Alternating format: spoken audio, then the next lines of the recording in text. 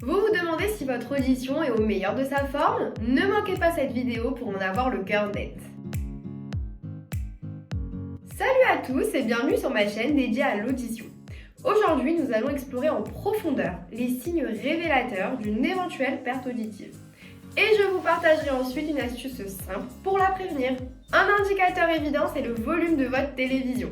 Si vous êtes souvent interpellé par vos proches sur son niveau sonore élevé, cela peut signaler un problème auditif. Mais attention, ne sous-estimez pas l'impact d'un simple bouchon de cérumen, qui peut également perturber votre audition.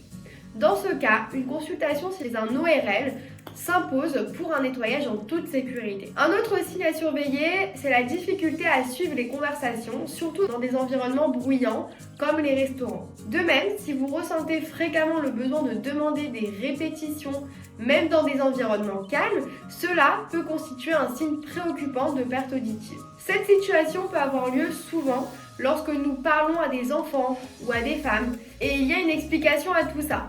C'est tout simplement la nature de leur fréquence. En effet, comme nous l'avons exploré dans ma vidéo précédente, le processus naturel de vieillissement de l'oreille entraîne une diminution précoce sur les fréquences aiguës.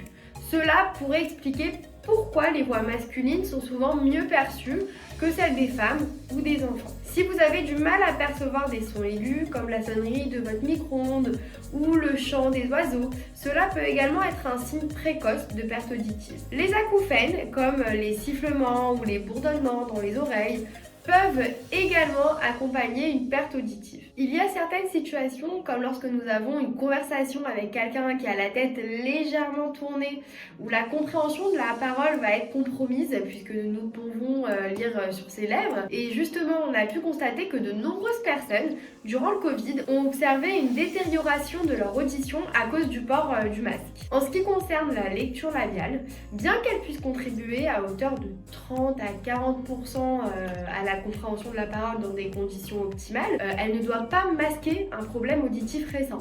Il est donc essentiel de consulter régulièrement un professionnel de santé auditive. De plus, si vous trouvez que votre téléphone en mode haut-parleur est devenu votre meilleur ami, ou si vous avez constamment besoin de mettre la sonnerie de votre téléphone au maximum, cela peut indiquer un besoin de bilan auditif.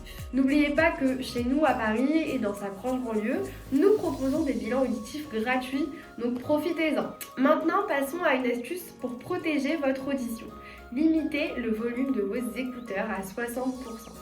Saviez-vous que le Centre pour le contrôle et la prévention des maladies recommande de ne pas écouter à plus de 60% du volume maximal pendant plus de 60 minutes par jour? En effet, il y a des études qui montrent que l'exposition prolongée à des niveaux sonores élevés peut endommager les cellules ciliées de l'oreille interne, entraînant une perte auditive permanente.